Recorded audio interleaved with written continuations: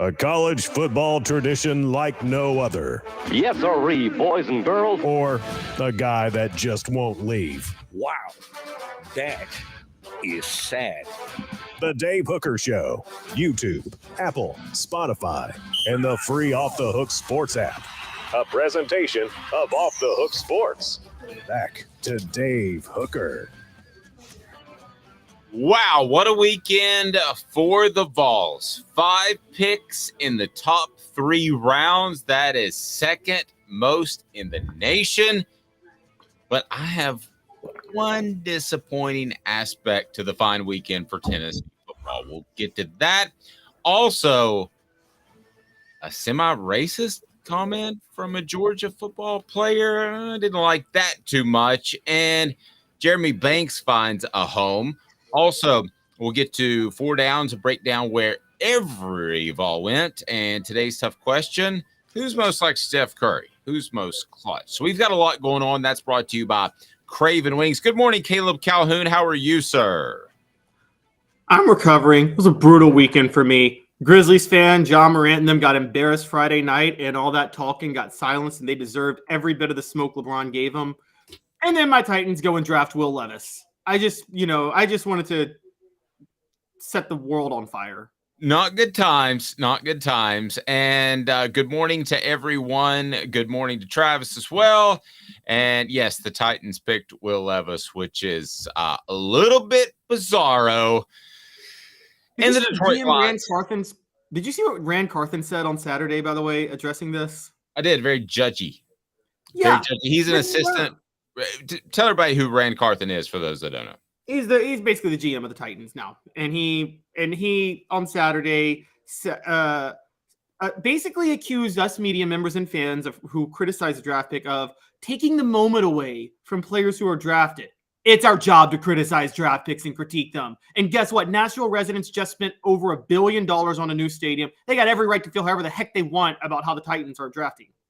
It also came across as really preachy, and it would have come across as preachy for college. In college, they are, air quotes, amateurs. Not really anymore, but it was especially preachy for a guy in Will Levis that's getting ready to take home $8, $9, $10 million. And I'm sorry that he slipped. I hate that for you, Will, but you're still not hurting.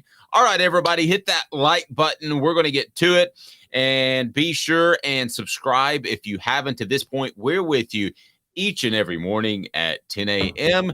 We've got the apps. We've also got podcasts on every platform you could possibly imagine. So let's go ahead and get to it right now.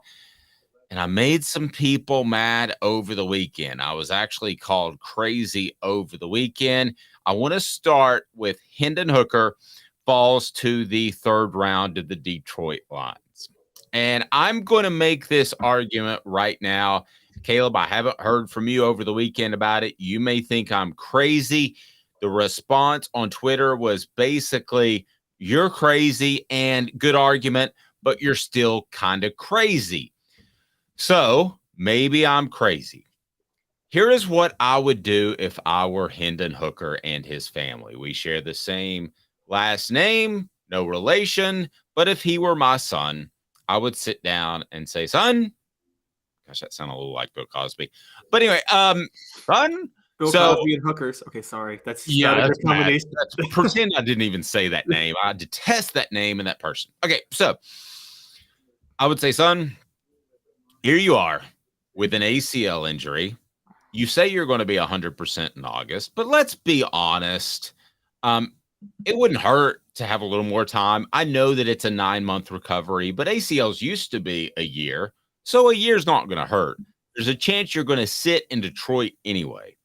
Now, if you didn't check out offthehooksports.com over the weekend, I wrote that, hey, there's this guy named Calvin Johnson who might have been the best receiver in the history of man, but we'll never know because he played for the Detroit Lions.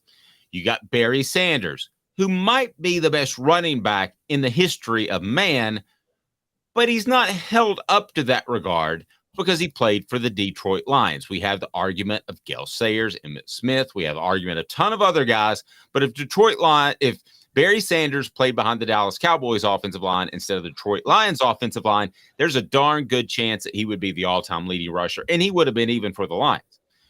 So, Caleb, I said to myself, what would you do?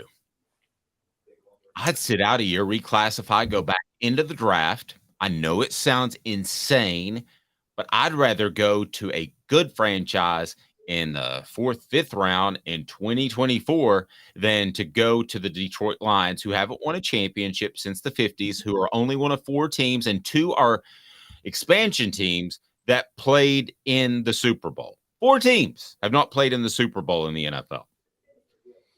I'd reclassify and go in next year's draft, which is going to be deep in quarterbacks. I get all that. I know all the facts. I believe I do. Caleb oftentimes will enlighten me to things I'm not aware of. I'm not going to the Detroit Lions. Call me crazy, but I'm taking a year. I'm going to work on my game, and I'm going to see where the chips fall next year. Because in my opinion, the chips can't fall any worse than the Detroit Lions. Caleb, am I insane? I don't think you're insane. I think you're a little incomplete. Okay. If I can be fair on this. You're looking at a Detroit Lions franchise that they drafted Calvin Johnson in 2007, I believe. They drafted Barry Sanders in, 1989, 1990, around them. You're looking at them under the time when they were run. So that, for those who don't know, they've been run by the Ford family since the 1960s. Right. You're looking at the period when they were run by William Clay Ford Sr., who owned the team from 1964 to 2013 when he passed away.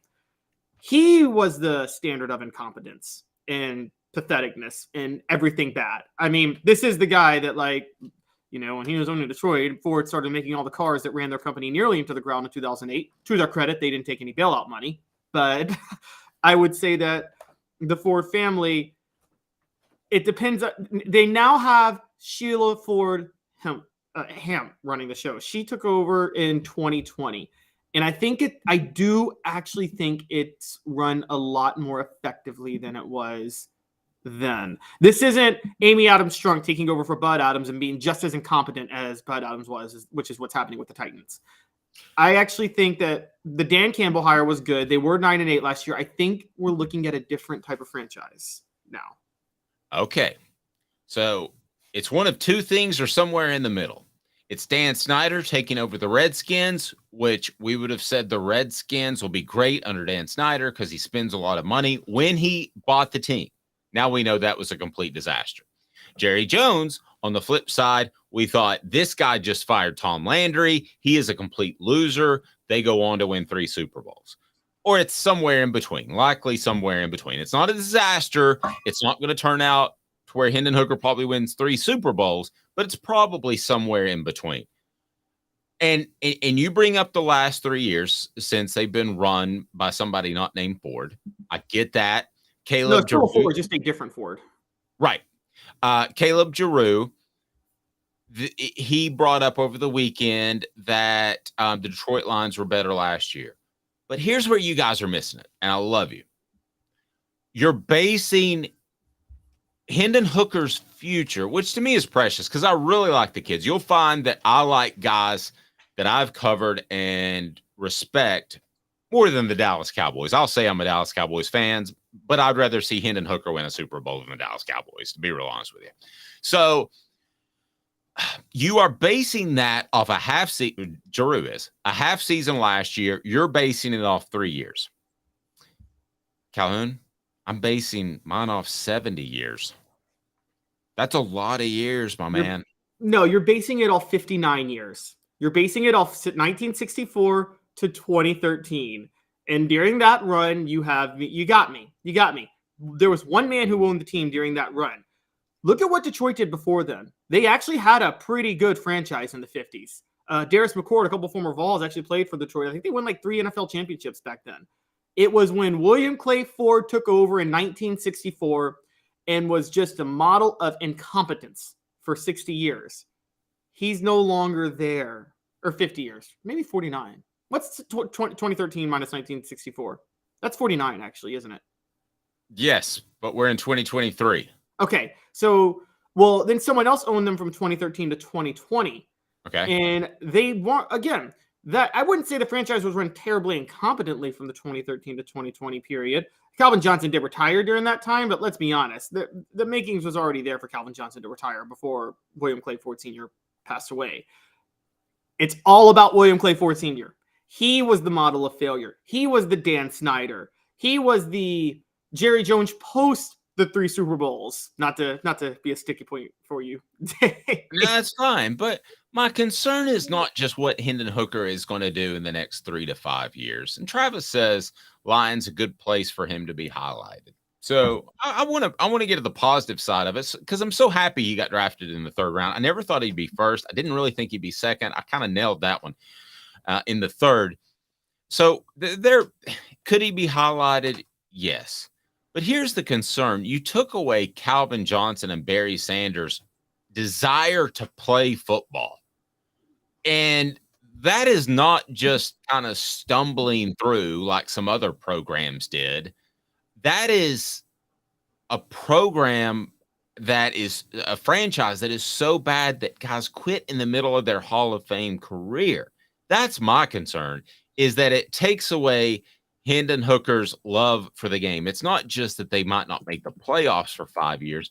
It's much more than that, Caleb. And that's my biggest concern for one of the finest young men that's played football for Tennessee in my lifetime. Yeah, but there are franchises that have driven people into early retirement, but still also produce Hall of Fame careers. I mean, in a reverse, look at the Colts. The Colts forced Andrew Luck into early retirement in his prime, but Peyton Manning had a Hall of Fame career with them at the same time. Now, I know Hendon Hooker's not Peyton Manning. I don't think anybody expects him to be Peyton Manning. But, Dave, in 2 years, he might be the best quarterback in the NFC North. Look who's in the North right now. Who's in Chicago? Who's in Minnesota? Justin Fields. Yeah. I mean, yeah. I mean, I get it. I'm basing it off history, Caleb, and they've been a bunch of losers. And I know what I'm saying. I know what I'm saying is very drastic, okay? And I get that, but I don't think it's completely bizarro. Eli Manning and John Elway had more leverage, but they forced their way to another team. The only thing that scares me about my idea, Caleb, is that Hendon Hooker, as viewed by the NFL, is not an elite NFL talent. Or he would go in the first 10 picks of the draft, right? He's not. We may differ. You may differ. But right now, they don't view him as an elite NFL talent. Elway and Manning had more leverage. I doubt that. I think the biggest pitfall in my idea, I'm going to poke at my own idea, is that Hendon Hooker could get blackballed from the NFL. I think that happened to a large extent for way different reasons for Colin Kaepernick. So could he, if he sat that year, which he's not going to do, I realize this is all hypothetical, but if he sat that year, would all NFL owners look at him like, hey, jerk, you had an opportunity last year. What are you doing? I'm not going to take you. That's the one major pitfall that scares me in my idea. Yeah, it's Hendon Hooker doesn't have this leverage because he was the 3rd pick. And here's the thing, NFL owners don't want to set this precedent at all. And Hendon Hooker is not a player for any of them worth setting that precedent for. So you're right. I mean, the thing about the NFL, we have to bring this up because you're right. For different reasons, Colin Kaepernick was blackballed. Also for different reasons, Tim Tebow was blackballed. And it would happen to Hendon Hooker. But here's the thing. What do Colin Kaepernick, Tim Tebow, and Hendon Hooker have in common? None of them were good enough for the distractions for not Hendon Hooker, but Tim Tebow and Colin Kaepernick. Neither one of them was good enough for the distractions they brought. Okay, so let me agree with you and argue against me. Lamar Jackson was good enough, and the rest of the teams in the NFL colluded. They're not going to say so, but they colluded not to sign him to a huge guaranteed contract. He ended up getting one with the Ravens last week. But nobody was going to sign him because they didn't want to follow up the Deshaun Watson contract that was fully guaranteed. And a lot of teams can't fully guarantee contracts because you have to put the money in an escrow and it's vested. So that way, if you were to sell the team, if Jimmy Haslam sells the team in Cleveland, they still have to pay Deshaun Watson because the money's there. So we've seen them do it. And I think they did it with Lamar Jackson. They wanted him to stay in Baltimore. Nobody wanted to give him, a $260 million guaranteed contract like Watson got. Yeah. So No, you're right, and I certainly think that my argument has that major pitfall, but I think it's at least worth thinking about in the immediate hours or two after the draft. I don't. And let's just talk about, changing leadership for a minute. Let's take Tennessee, for example. Big Jim kind of moves a bit to the back. Jimmy Haslam becomes to the forefront as the main booster for Tennessee. And look what happens to the program. Tennessee fans finally revolt. Jimmy Haslam is he's a booster, so he's not forced out, but they've basically taken power back from him over the last 2 years. And hey, look at that. Football's finding success again. I'm saying when incompetent people are running your program or franchise, when they get out of the way, you have a chance to be successful. And I think Detroit is out from under the 50-year thumb of the incompetent owner who ran them. I hope so. Smokey says, what a story it would be for Hooker to win a championship for Detroit, especially considering the issue he had with his heart a couple of years ago. This kid, I mean, everything stacked against him. You had the heart issue. You had Justin Fuente, who basically threw him under the bus. I don't know if you read those quotes, Caleb, that he didn't like playing in the cold, which was just absolutely silly. He has the ACL injury. He has to overcome Milton before that at Tennessee. So this guy's overcome a lot. Can he overcome the Detroit Lions? Possibly, and I certainly hope so for his sake. The rest of the Vols, where they went, 4 Downs is now. Good fit or not, 4 Downs brought to you by AndyMasonRealEstate.com. 4 Downs. 4 questions. 4 answers. The Dave Hooker Show. 4 Downs. A presentation of OffTheHookSports.com. We'll get to the free agents as well, but let's go to 4 Downs and get Caleb Calhoun's thoughts on these cats, the other 4 that were drafted. First, Darnell Wright to the Bears that we talked about last week at number 10. I think that's a great pick. You can be a Hall of Fame offensive tackle, even with average to bad quarterback play, which they may have. Love it. Huge for the program. I would imagine you agree. Yes. This is a great pick for the program, and Darnell Wright is also a great pick for the Bears.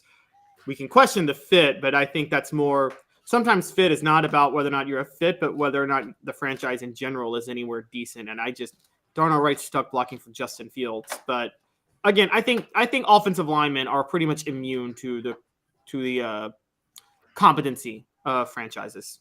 Agree. So we both give Darnell Wright a thumbs up to the Bears. Jalen Hyatt to the Giants. What do you think of the fit there? Thumbs up, thumbs down.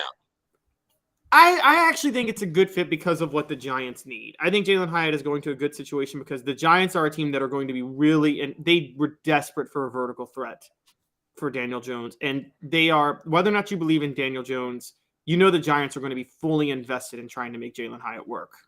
Yep, I agree. I think it's a great fit. That was second down. 4 Downs brought to you by AndyMasonRealEstate.com. Go to AndyMasonRealEstate.com. Sign up right there. Save thousands or tens of thousands on your next home. 40 years of experience in Knoxville. AndyMasonRealEstate.com. Andy is fantastic. He's my realtor. He should be yours. Best prices, best service in the biz. Cedric Tillman to the Browns. I don't know whether to give this one a thumbs up or thumbs down because Deshaun Watson wasn't great last year. I don't know how good he was expected to be after his suspension, but Deshaun Watson has been through so much. He could be, and it's through his own doing. I'm not defending him, okay? But his career could be shell-shocked and never recover. I don't know. I think it's a bad fit. I mean, they have this loaded wide receiver room. Cleveland doesn't know what they're doing. I just talked about Jimmy Haslam, it's so incompetent. Have you seen the wide receiver room? Elijah Moore, they brought in. You're going to love this, Dave, to trigger you. Amari Cooper's there. Donovan Peoples-Jones. I think they're throwing stuff at the wall and see what sticks. I feel so. Cedric, my condolences. If anybody needs to, say, I'm not playing. If anybody needs to pull out and go into the draft another year, Cedric, it's you, bud. Don't go to Cleveland. Heed my warning. Don't do it. So He's your sit guy. But my guy's Hooker. But and again, we're having a little fun with this. Nobody's going to sit out being picked in the top 3 rounds of the NFL draft. But Byron Young to the Rams, 4th down, good fit or not, thumbs up, thumbs down. Caleb Calhoun, what say you, sir? Absolute best fit. This thing is amazing. Like, go ahead. You continue. I think it's a great fit. I think it arguably is the best fit of anyone, with the exception of a guy named Princeton Fant, which we'll get to. Go ahead. yeah, he gets to line up next to Aaron Donald. Do you know how awesome that is for him? Like, he doesn't even have to, he's going to want to develop, but even when he's raw, he's going to be able to be effective. This is when Kyle Vanden Bosch got the great honor of being able to line up next to Albert Hainsworth for the Titans. Kyle Vanden Bosch made the Pro Bowl one year just because Albert Hainsworth took all the attention. This is Will Overstreet getting to go to the NFL because he got to play next to John Henderson and Albert Hainsworth. No, yeah, but no, I think it's a fantastic fit. The one thing I would wonder is Sean McVay has flirted with early retirement, and then you're suddenly in a different direction. That's the head coach of the Rams. But as long as he's there throughout Byron Young's beginning of his career, the genesis of his career, first 2-3 years, I think they're in great shape. And you know the Rams, too, if Byron Young ends up being one of the pieces of building them back to a Super Bowl champion, what they're going to do is they're going to mortgage the future, and they're going to go out and get free agents and try to make a run and win another Super Bowl. So I love that fit. When I saw that, I was like, that is absolutely fantastic. I can't think of a better fit, except maybe Princeton Fant to the Cowboys, which we will get to. So of those 4, that was 4th down. I mean, I do love that fit. 4 downs. So out of that group, who will have the most success? Wright, Hyatt, Tillman, Young. Make your prediction right now. And right then out the gate or long term? Long term, 10 years when we're having this discussion.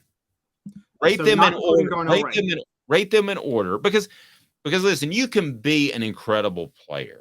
Listen, if Archie Manning is drafted by the Pittsburgh Steelers instead of Terry Bradshaw, Archie Manning wins 4 Super Bowls. I believe that. 6. Yeah, I believe that firmly. So where you go can affect your long-term future. No question. So out of that group, long-term future, given their fit in their current team, who do you like the most? Well, so number 1 is obviously still Darnell Wright, just because, as we talked about, it's not even a team. Wherever he goes, he's just going to be a superstar in the NFL. After Darnell Wright, I would maybe say I'm down to 2 people. I mean, I'm down to all but Cedric Tillman. So quite honestly, let's. But I would probably say I'd probably go Byron Young. I probably would. I would. You know, it's. I mean, I could play devil's advocate for funsies like Stephen A. Smith does, but I'm not going to do that. But let's bring this up. Let's talk about how good Hooker's situation and the reason I was hesitant for this. Goff has a 2-year deal left. He has 2 years left on his deal. That's perfect for Hooker. He can sit behind Jared Goff for 2 years and then start in 2025. Yeah, I mean, I get it. I know what I'm saying is crazy, Caleb. I know it. But I hate to see it for Hendon Hooker, and I hope you're right. I hope she is the best GM in the history. Owner, but she's running the team, right? Yeah, but luckily she hired a GM and is staying out of the way, unlike Dan Snyder. Yeah. Okay. I hope that's the case. I hope you're absolutely right. Hit the like button. We appreciate that. If you haven't subscribed yet, do so. And over a couple thousand subscribers now. We've got a lofty goal in mind, and we're not going to share it necessarily, but we want to hit a goal by the end of the year. We want you to be a part of it, and we want you to go ahead and tell some friends that we're live every day at 10 a.m. on YouTube and on all podcast platforms. And coming up, we're going to break down some of the free agents. And my question for you, maybe a VFL, but will you root for Jeremy Banks? Stay tuned. He's Caleb Calhoun. I'm Dave Hooker. This is Off the Hook Sports. And Craving Wings South North Shore location, where we've heard people say that you can get the best wings in East Tennessee. Pero ¿quién es este? El número 87, Jacob Warren. I'll just do 6 with my sauce 87, please. Imposible, señorita. Dale 6 más. Look at these wings. Perfectas, deliciosas, fantásticas. Man, I don't know what you're saying, but it sounds awesome. How do you say fresh, never frozen in Spanish? Frescas, nunca congeladas. Make your way to Craving Wings and get you 6 más. But what was funny about Kate is we were a full continuum of care at that time. We had detox, we had inpatient, we had outpatient. So we were doing a lot of the things that we do now. But now we just do them so much better. It's really a simple program, but we're complicated people. I am what I am, and now I got to do something about it. You can take your life back. Call Cadis today. Got cataracts? We can fix that. Never miss another moment. With a little help from Doctors Campbell, Cunningham, Taylor, and Hahn at cctis.com. Do you want to own the more that owns every job? Then get to Vassey Lawn and Garden in Cleveland and get you a Toro. I'm David Vassey, here to talk to you about Toro. With a Toro Zero Turn, you'll get more out of every minute and you'll reach the finish line faster. At Vassey's, we like to say, no matter if you're mowing 3 acres a week or 11 lawns a day, homeowners and business owners alike find confidence in equipment they can trust from top to bottom. Vassey Lawn and Garden, Highway 60 North in Cleveland. Man alive, it's worth the drive. Our family has been creating jewelry since 1986, each piece unique with a story all its own. I'm Rick Terry with Rick Terry Jewelry Designs. I'm a jeweler, and I want to be your jeweler. We're grateful that you chose us to be Knoxville's best jeweler. My family and staff look forward to serving you. So please come see us. Kingston Pike and Campbell Station Road in the heart of Farragut and downtown on Gay Street, right next to the Tennessee Theater. Who's this guy? Hello, who is it? The Dave Hooker Show, Who? a presentation of Off the Hook Sports, What? YouTube, Apple, Spotify, and the free Off the Hook Sports app. Back to Dave Hooker.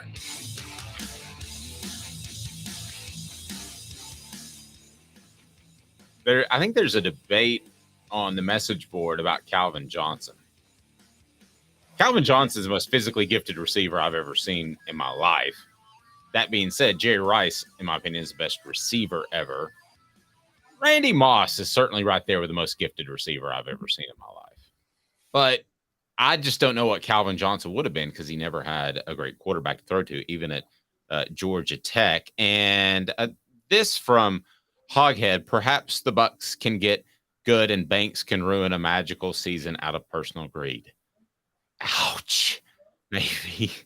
Well, Tom Brady right there. Maybe Jeremy Banks will even more so expect to make more money than the quarterback. Yeah, and I didn't say greatest receiver ever. That is Jerry Rice, no question.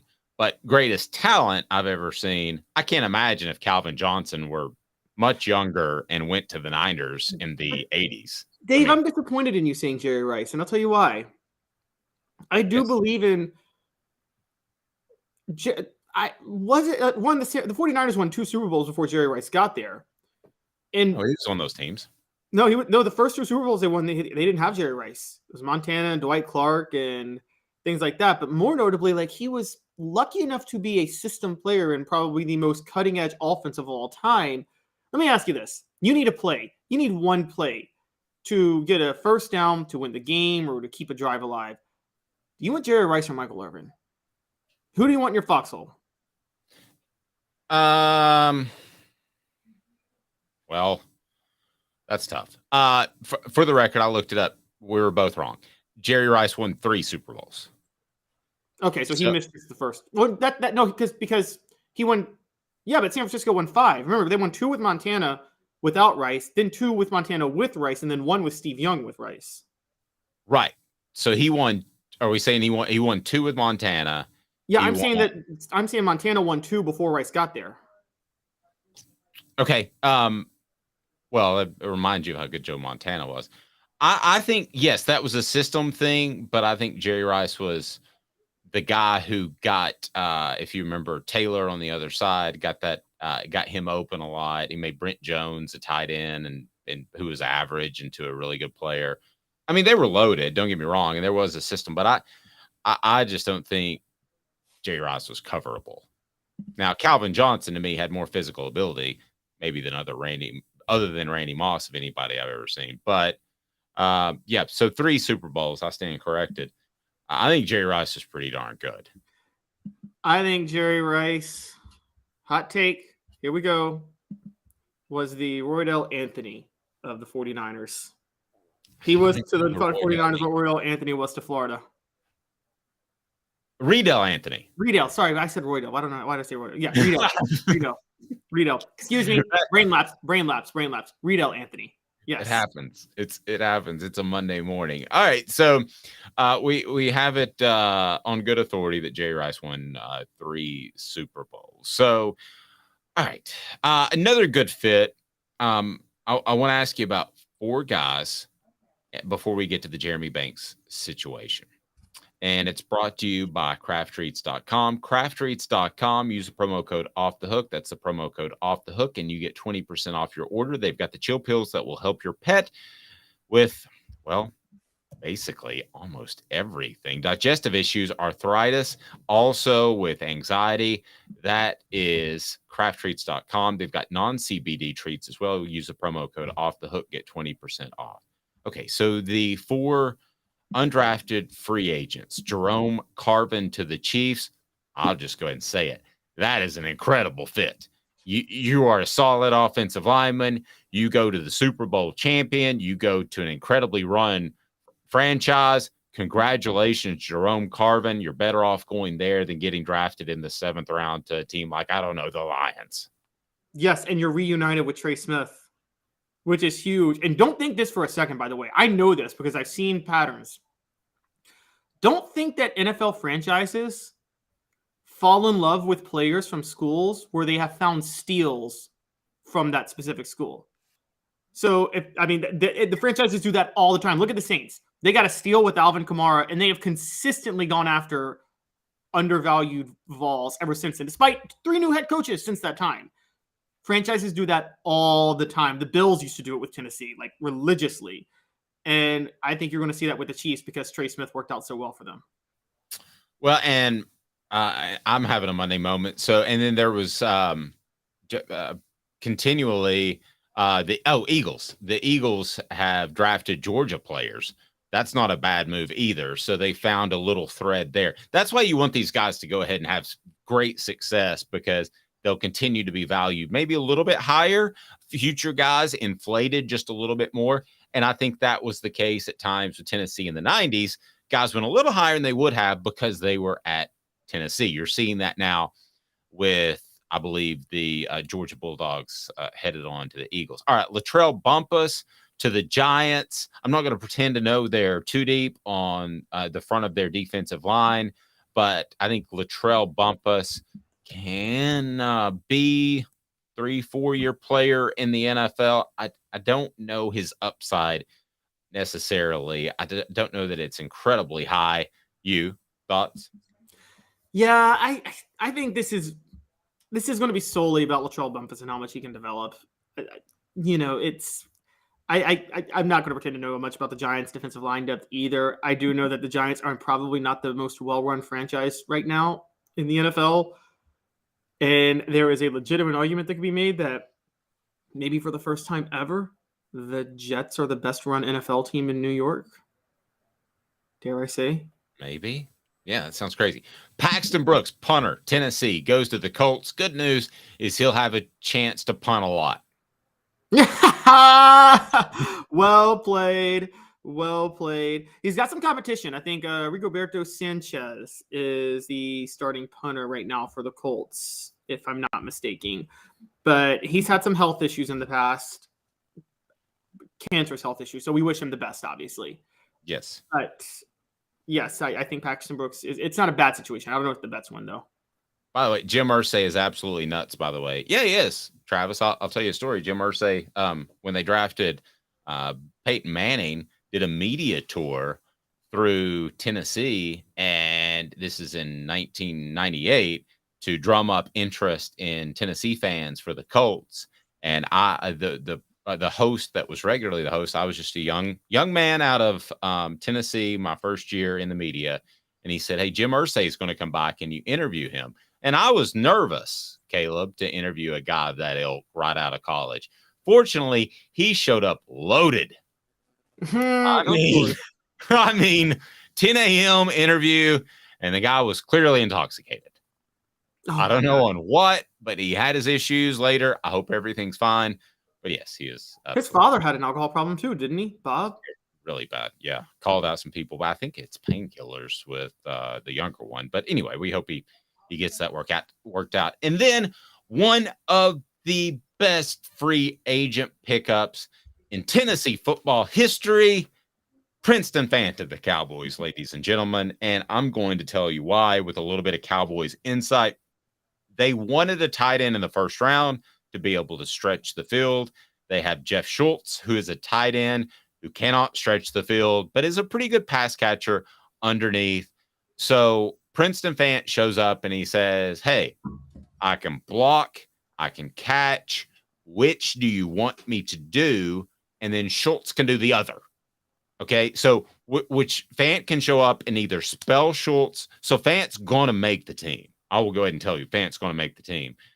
Schultz can either be the blocker or he can be the pass receiver, whichever Princeton Fant is not as good as when he shows up. That is a monstrously good fit. Love it, love it, love it. Yeah, I actually agree. And I also think the move, this is one of those moves that if the Cowboys thought he was going to get drafted, they would have drafted him. The only reason he's undrafted is because they knew nobody else was going to draft him. They felt pretty safe signing him as an undrafted free agent. But I'm pretty sure they would have used a 6th or 7th round pick if they felt they had to get him. And the Cowboys have history with programs. Cowboys have a pretty good history with overlooked tight ends. There's some guy, seems like his name was Smitten. Oh, Jason Witten. Maybe that was the guy. Okay, so Jeremy Banks. Jeremy Banks strikes a chord. Jeremy Banks should strike a chord. Jeremy Banks goes to the Bucks. So is Jeremy Banks a VFL? Will you root for Jeremy Banks after what happened in the Columbia collapse of 2022? When he was a big part of it, when he missed a practice the Monday or a team function, a Monday before the South Carolina game.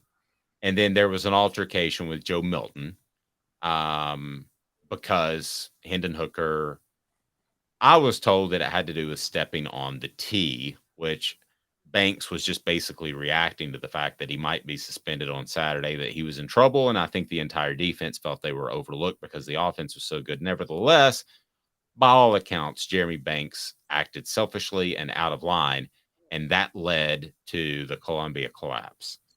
Will you root for him? Should Tennessee fans root for him? No, and I'll tell you why. I'll tell you exactly why. How he responded at the pro day interviews about it. Or it was at the pro day or the combine where he was like, there was no reason for me to not be out there with my brothers and my teammates with South Carolina. Basically, all but saying Josh Heupel did him dirty, keeping him out of that game, and that he wanted to go to battle with his brothers. If you wanted to go to battle with your brothers, you shouldn't be trying to break their face in the weeks leading up to practice, and you shouldn't have to have another quarterback hold you back from fighting them, and you shouldn't be skipping practice in November when a college football playoff berth is on the line.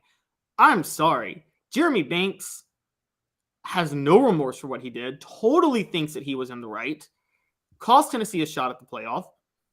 Yeah, and by the way, this is why he wasn't drafted. He would have been a 5th to 7th round pick. Let's be honest. And Dave, you and I know this as well as anybody. I don't need any source to tell me this. I just know straight up Josh Heupel sandbagged him at the pro day interviews and pulled the scouts to the side and said, and told every dirty detail about Jeremy Banks. I don't think that's sandbagging. I think that's being honest. When I say, you're right, I don't mean sandbag in a negative way. I think Heupel straight up had no problem saying everything negative about Jeremy Banks and was the reason Jeremy Banks wasn't drafted, because I think everybody heard what Heupel, I think a lot of scouts heard what Heupel said about Jeremy Banks, and he did it to himself. And I'm totally pro Josh Heupel doing that, by the way. Okay, so you won't root for him, and you don't think Tennessee fans should root for him.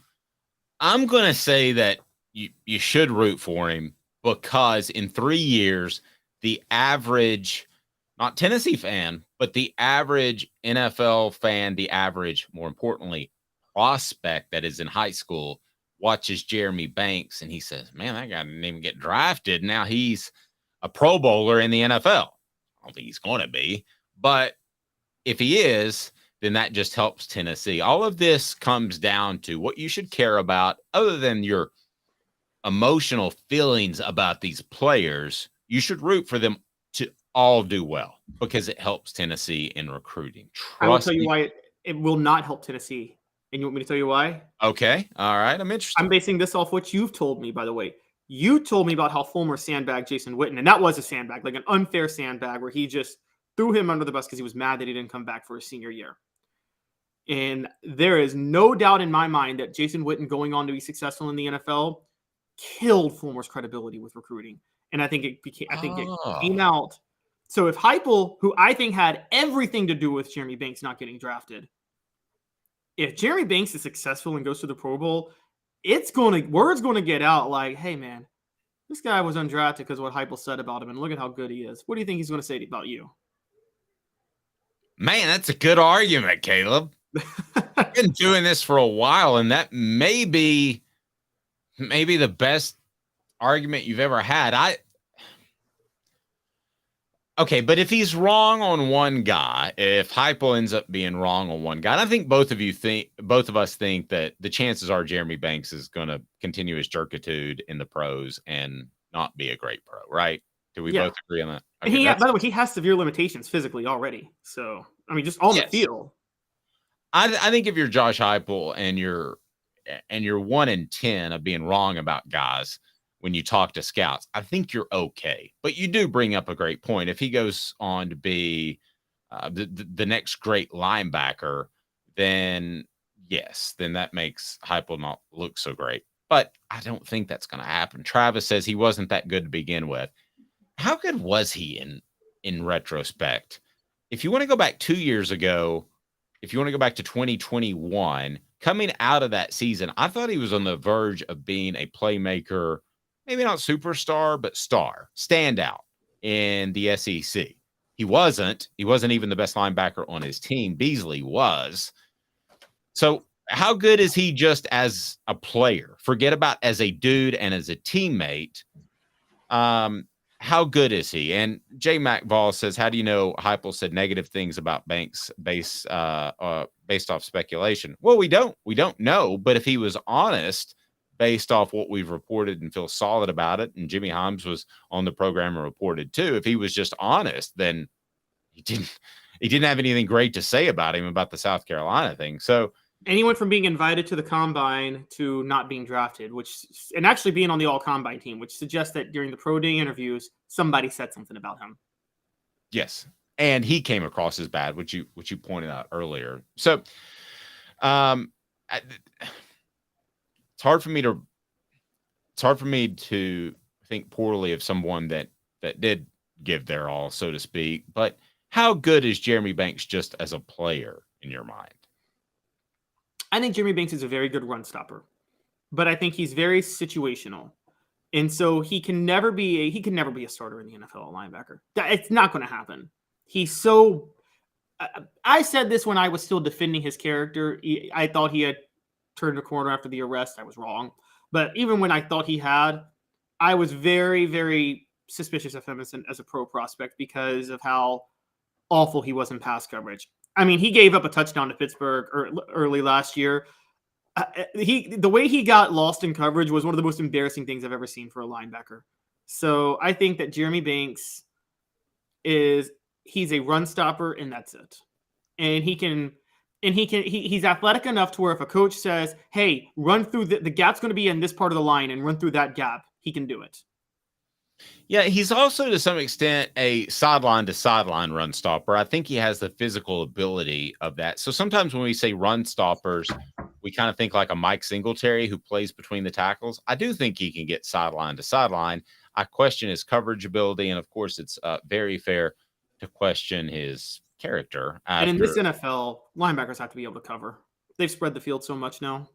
Yeah, I mean, how's he going to do against Amendola or one of these slot guys that are all over you and finding holes in zones and that are incredibly athletic, quick, shifty? Vassy Lawn and Garden, man alive, it's worth the drive. Vassy Lawn and Garden, whether you're in Nashville, Knoxville, or Chattanooga, they're in Cleveland, Tennessee. They've got your industrial mowers, they've got your commercial mowers, and they also have residential mowers. If you're restocking the fleet for your business, or perhaps you are starting up a new business, Vassy Lawn and Garden, go to vassy.com. That's vassy.com, and you will be well taken care of, as their buying power will save you thousands and thousands of dollars. That's Vassy Lawn and Garden, man alive.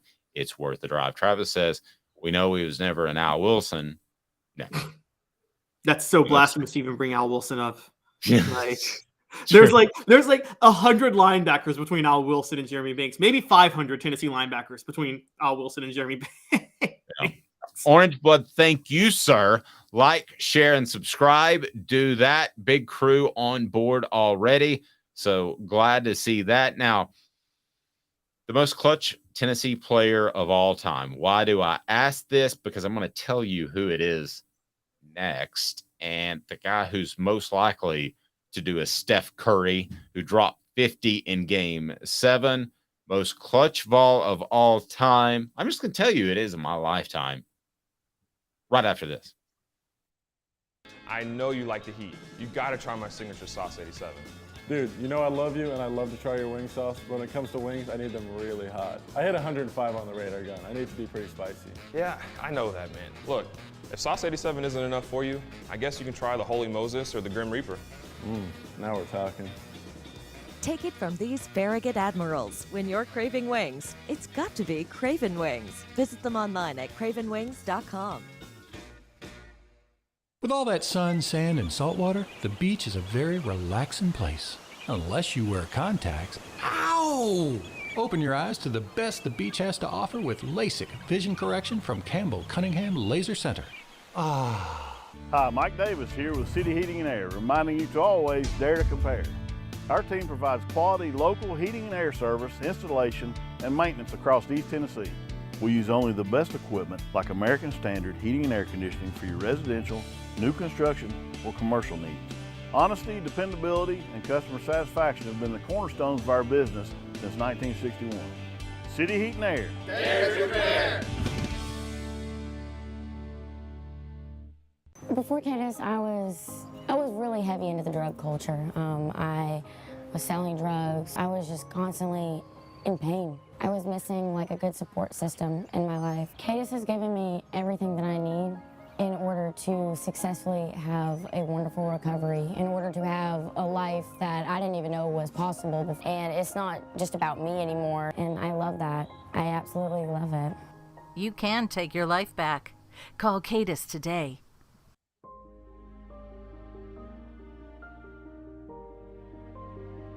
Our family has been creating one-of-a-kind pieces of jewelry in West Knoxville since 1986. Each piece is a combination of unique processes that bring your idea to life. Every day in our shop, a truly special item with a story all its own is being manufactured in our facility, bringing the history and family sentiment into a whole new generation of life. We're grateful that you chose us to be Knoxville's best jeweler, a title that we value and respect. Because to me, being a jeweler and owning a jewelry store are not the same thing. I'm Rick Terry, I'm a jeweler, and we want to be your jeweler. Kingston Pike and Campbell Station Road in the heart of Farragut, and downtown on Gay Street right next to the Tennessee Theater. You're listening to The Dave Hooker Show, a presentation of OffTheHookSports.com. The internet is full of pictures of each and every one of you. Available on YouTube, Apple, Spotify, and the Off the Hook Sports app. Download now for free. Is there nothing you people can't do? Also available on OffTheHookSports.com. We're not going to talk NBA basketball. Other than to tell you that Steph Curry had 50 points in Game 7. That's clutch. Almost single-handedly carried the Warriors across the finish line as they beat the Sacramento Kings. They'll play the Lakers next. So it makes me want to ask you this question because that's as clutch as they come. Who's the most clutch Vol of all time? Or at least in our lifetimes. I'm not going to ask you to go back and do digging on Condridge Holloway or Gene McEver, whoever. I'm not going to ask you to do that. Johnny Majors. I mean, that's before a lot of our times. And clutch is not something you can really put into numbers and that sort of thing. But Dewey Warren, the Swamp Rat, gets a shout out for the Rose Bonnet Bowl. Who's the most clutch player that you've ever seen at Tennessee? I'm going to tell you who it is, Caleb. So you kind of one-up me here a couple of times today. You've been on top of it. I'm going to tell you who it is, but I'm going to let you go first. I have some ideas on who you're going to go, and I will dismantle them when you get there. And so, so the most clutch fall of all time, and I got a lot of names for this, and it's tough for me, but it's Peerless Price. Pretty good. Look at how many touchdowns. Look at how many times he scored the go-ahead touchdown in the 98 season, including twice against Syracuse, once against Florida. He had the kickoff return against Alabama to break the game open. Against every ranked team that year, Peerless Price had a touchdown. It's Peerless Price. It's not close. Okay, so here we go. We've got Joey Kent never dropped anything. We've got Jawan Jennings was great too. The catch against Georgia to beat them at Athens. He was a dog. Jennings was good. He was. Also had the go-ahead touchdown against Florida the week before. Yeah. Be sure and hit that like button. Subscribe if you haven't at this point. Where do you think I'm curious? Where do you think I'm going? Jeff Hall, super clutch. So is James Wilhoit. Sorry, that was the message board. Go ahead. Oh, no, Jeff Hall was incredibly clutch. And I've never asked Fred White, what went into electing him the team captain? I've never heard of a kicker elected team captain like he was in 98. Neither have I. But yeah, Hall was clutch. I think you're going to go to, because it's very common for Tennessee. And I understand your point, but I want to dismantle it if you go here. But are you going to go Casey Clausen? No question. It's Casey Clausen, the Iceman on the road. He wins an SEC championship, if not for mistakes by Travis Stevens, Dante Stallworth. It is Casey Clausen, wins on the road, just that great. I'm telling you, it's Casey Clausen. There's never been a better road quarterback than Casey Clausen. Well, maybe if you want to say T. Martin, just because of winning a championship, winning at Syracuse and what they did in that 98 season. But it's Casey Clausen, and it's not close. Here's your flaw with Casey Clausen. Casey Clausen, if you need a play and you're in the game, I agree. Casey Clausen. 4th and 19 against Alabama. Like, that's still I still can't believe he converted that. Of course, Mike Shula may have called the worst defense in the history of defense. And that, you remember that defense he called, that 2-man rush with a soft zone and 3 quarterbacks and spy? You're spying Casey Clausen. You know he's not running for a first down on 4th and 19. Agreed. But and against Auburn that year, there was a 4th and 13. But here's the flaw with Casey Clausen, and this was very common when he was at Tennessee. When it was a back and forth game, he was going to be clutch in the end. If the game ever got a little bit out of hand, though, and you felt it was going to slip away from Tennessee, Casey Clausen could never re-rally the troops. And so to give you an example of that was 2003 Georgia, the Sean Jones 99-yard fumble return, maybe the most infamous play in Tennessee football history. You were covering that game, I'm guessing, Dave, right? Yes, I was there. Yeah, it was bizarre. I still can't believe that play happened. I can't either. And because Tennessee was about to score, go in up 1. Instead, they're down 20-7 at halftime. That team folded in the second half. And I'm sorry, that's on Casey Clausen. You don't let your team fold the way he let them fold. They quit after that fumble because they were so demoralized. If you're going to go quarterbacks that I think we're actually may have, that's part of being clutch, staying level-headed when the snowball starts. See, I think Andy Kelly has Casey Clausen beat in that category. Andy Kelly was the guy when the snowball was rolling against you. He wasn't quitting, and he could rally the troops like nobody's business at Tennessee.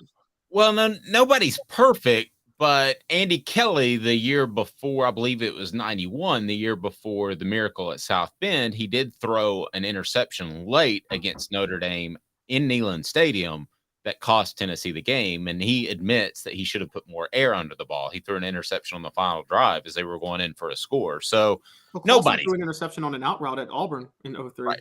Nobody's perfect. I mean, nobody's perfect. Yes. But as far as, I guess maybe that, but then Andy Kelly goes and leads them to a win at Notre Dame. So, I mean, I like, comeback. Oh, it was unbelievable. Sorry, buddy, but I just think it's Clausen. And also, let's not forget some of these wins that Clausen gets credit for. Okay, the Miami game. Casey Clausen had nothing to do. The reason Casey Clausen gets credit for that game is because he didn't turn the ball over. That was a Trent Dilfer win if I've ever seen one in college football.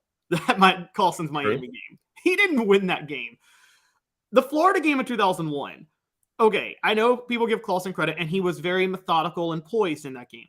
That was Travis Stevens. That was Travis Stevens in the offensive line, and Florida could not get a stop. I don't know how Tennessee ran down their throats like they did in that game. But that was all mostly Travis Stevens. And I criticize a lot. We have to give John Chavis credit for coming up with the Prowler package. Oh, yes, that's right.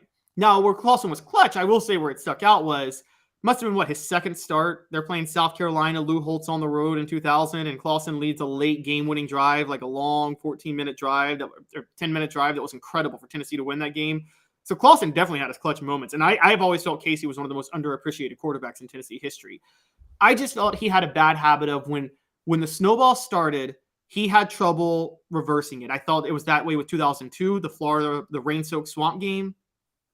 He had trouble with that. He let the Alabama game get away from them that year, the 34-14 Alabama game. He let the Miami game get away from him.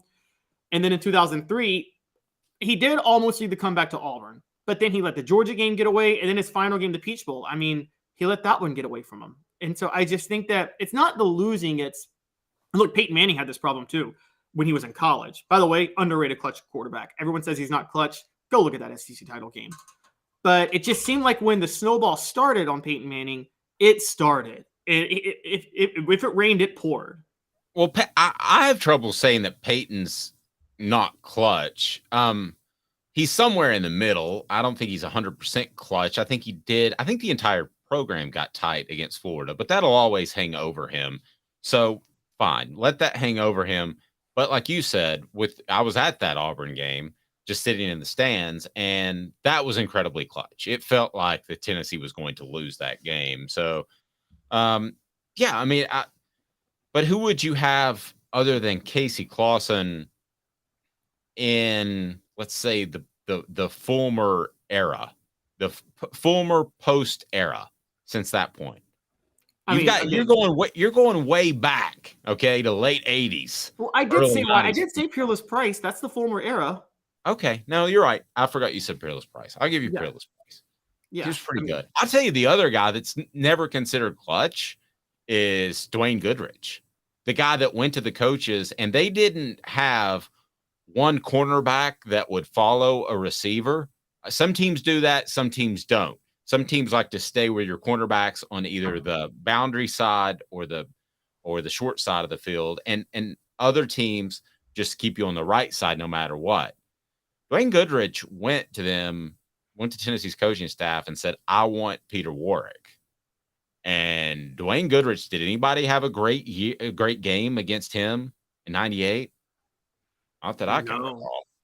No, not so at all. We don't think of cornerbacks as clutch, but really if you think about it, you have to be the most clutch, because if you give up one play out of 100, that could change the whole game. Well, yeah. I mean, if we're going to go, secondary in general, Deion Grant was clutch. That interception against Florida in 98. I mean, Florida's going in there. That's a touchdown if Deion Grant doesn't make that play. It was slightly underthrown by Jesse Palmer. Yes. But you agree, right? That's a touchdown if Deion Grant doesn't get in the way. I think it's the greatest play in Neyland Stadium history. Like, he saved Tennessee. And don't forget the next year. Remember at Florida, Deion Grant got another interception that should have set up Tennessee for a win, and Martin couldn't close the deal. Should we be talking about Hendon Hooker in this conversation? Hendon Hooker was, I mean, last year, the Pittsburgh, and I know we know the Alabama game, but that Pittsburgh game, that was clutch. And he was clutch in the Music City Bowl, even though they lost. I mean, we could talk about Josh Dobbs. Let's just forget Josh Dobbs, in his second start as a sophomore, led Tennessee back from a 14-point deficit with 4 minutes to go at South Carolina. Then he leads them back from a 21-point deficit against Georgia the next year. Then against Florida in 2016, he has a 21-point deficit that he leads them back from. And the next week, he leads them back to a Hail Mary to beat Georgia. I mean, that was clutch. I can't go Dobbs on clutch because to me, you have to be knocking on the door of a championship. Okay. At least not. So I'll take Hooker because they were knocking on the door of making the college football playoff. So if I had to rate it, I'm glad you brought up. I'm glad, Travis, you brought up Hendon Hooker because if Hendon Hooker had a little bit more games under his belt in college, I think he'd be right there in my mind with Hendon Hooker. If for instance, he couldn't go to the NFL and he were playing for Tennessee for one more year, I might have changed my mind. But right now, I'm Casey Clausen, your peerless price. But I think another season, another couple of clutch games, we're talking about Hendon Hooker being that type of guy. He just didn't play enough because of the transfer and then not having the job in year one to Joe Milton. Yeah, no, you're right. He didn't. I still would be going Peerless though. Again, that 98 guys, go back and look at the stats from that night. Look at when Peerless Price scored his touchdowns in 98. Every one of them was either a lead changing touchdown or one to give Tennessee a one score or go from a one score to a 2-score lead against a ranked team. Well, don't forget the Florida State defensive back was wrapped around him in that national championship touchdown catch. I mean, yes. I still remember I didn't think when that ball was in the air coming down, I was like, oh, he's covered. That's not going to be completed. I'm like, oh my gosh. And not only did he catch it, but he had the wherewithal to get away from him. Campbell Cunningham, Taylor, and Hahn. Look at me. I'm not wearing glasses. I'm not wearing contacts. It's awesome. Campbell Cunningham, Taylor, and Hahn has local doctors that will perform LASIK, that will perform cataract surgery, and just your regular annual visits at their vision center. They are phenomenal. Campbell, Cunningham, Taylor, and Hahn. You will absolutely love them. And again, they're local. It is time for every once in a while, we have to shine the spotlight on a guy that just went completely dumb for a moment. What the H? What the? What was he thinking? Release the hounds. The Dave Hooker Show. Keep cool. A presentation of offthehooksports.com. What the H today brought to you by Zul Beer, xulbeer.com, zulbeer.com. And I'm telling you what, worldwide award-winning craft beer, great place to park downtown with panoramic views of Knoxville. What in the world was a Georgia player saying, streaming during the draft? Give us some background if you can, Caleb Calhoun, because we both saw the story. We've talked about it. It wasn't great. You give everybody some background who hasn't heard it yet. So Jamal Jarrett, a 4-star recruit in Georgia's 2023 class. I believe he's already in the program. I think he took part in spring ball. Don't quote me on that, but I think he did. Live streamed the NFL draft the other day. And as a Georgia guy, he's a defensive lineman. He was naturally calling for the Falcons to draft Jalen Carter because the Falcons were on the clock. And so he's live streaming. He's like, hey, draft Jalen Carter. Okay, all seems good so far. There was a person of Asian descent. All seems good so far usually means things are going to go south. Yes, exactly. A person of Asian descent was reading out this draft pick on the clock, and he decides to say, Jalen Carter, come on, Asian, ching chong. And I'm saying that quoting him, guys. I just want that to be clear. This is really disturbing. Now, let me be upfront and say this. We've all said he's 18. We've all said stupid stuff at 18. I'm not going to condemn him right now. I am going to pay attention to how Kirby Smart addresses this. I'm going to also pay attention to if he does something like this in the future. And I certainly said some absolutely stupid things when I was 18 years old. And I don't want to be judged by that. I'm sure I said things that, yeah, I can't even imagine. Really not in terms of race so much, because I did have black friends, and that to me was never a thing. But I probably said things that were insensitive, just not in a public forum. And I got into actually broadcast and got into radio at 24. And, even then, before our culture of wokeness, I knew that you just don't say certain things about people. And to me, it is also a little bit short-sighted for him to be streaming, because my son is big into the gamers that stream. And one streamer had like 5 million subscribers or whatever it was. And he thought it would be funny at a convention to stream walking into the restroom, and he lost his YouTube channel. They canceled him. Boom, it was all gone. And okay, so this streaming thing, Caleb and I know, because we've got broadcast experience. It's the same thing if you get caught in a snafu as if you're on ESPN. If you're on here, people will say, that Dave said something insensitive. So I think that Kirby Smart is not going to address it publicly, but I would certainly use this as an example. In some ways, this could help Georgia, because it's not a monstrous thing. It's not as big as a Caucasian, frankly, using a terrible African-American slur, which I think would be worse. But it is something that I would sit my team down and I would say, listen, you stream this stuff, you tweet this stuff, anybody can see it, and it's on your record forever, because there's no pulling it back. So I think it actually could end up being a good thing for Georgia if Kirby Smart handles it the right way. I agree, but that's the thing. He's got to handle it. I do think, and I mean, people are going to maybe think excessive, but this is a freshman, so it's not a big deal if you do this. But just to make a point, you're not allowed to dress with the team for the opener. Like, just make statement like that to say, one, be careful of what you're streaming, but two, this type of language is not tolerated amongst us. That demean people for their cultures and for their ethnicities and their background. That's not going to be tolerated.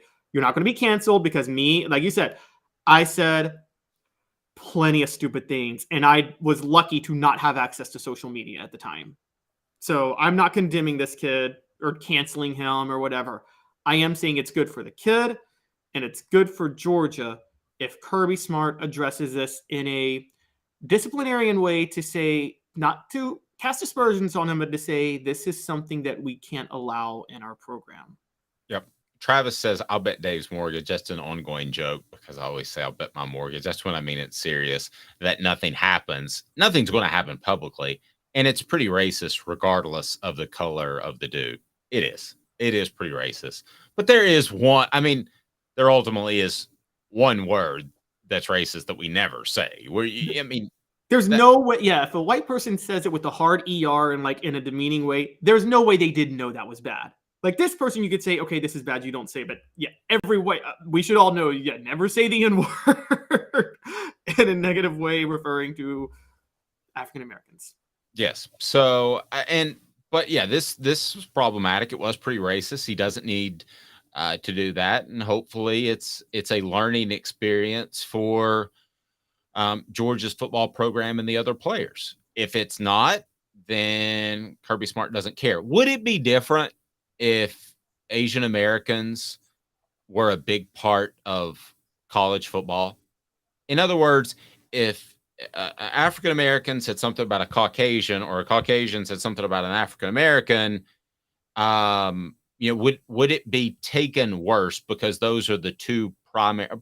Polynesian is another one, but those are the two primary races that are a part of football. Asian Americans aren't a big part of football. Would it be for his love? No. Yeah, would it be different if he had to walk into a locker room full of Asian Americans? See, if he had, and here's the thing, when we talk about interactions and things, if that were the case, would he have even said that at that point, though? I mean, a lot of these types of statements are made because people don't know anybody personally from a culture. And so, I mean, he's from Greensboro, North Carolina. I mean, so that the thing is, Caucasians and African Americans aren't usually going to make statements about each other like that, because if you're on a football team, you're dealing with them all the time. And so that you would never say something that would demean the entire race. I think if Asian Americans were a lot more a part of football, I don't think he would say something like that, because he would actually know people of that descent and know that that's hurtful and offensive. That's a good point. Hit that subscribe button if you haven't already. The like button, please share as well. Special guest tomorrow. John Adams will join us, and he will say, hey, in a whiny way, and probably talk about his health issues, which now he and I share. We used to joke about John talking about health issues too much. But now that I have health issues, and as you get older, everyone has health issues, I really feel for him. John Adams will join us tomorrow. We will talk about the Vols, his thoughts on several topics, and we look forward to that. The home of Josh Ward, John Adams, and Fred White. And we've got more news coming up about the Celebrate 98 series. This has been a presentation of Off the Hook Sports. He's Caleb Calhoun.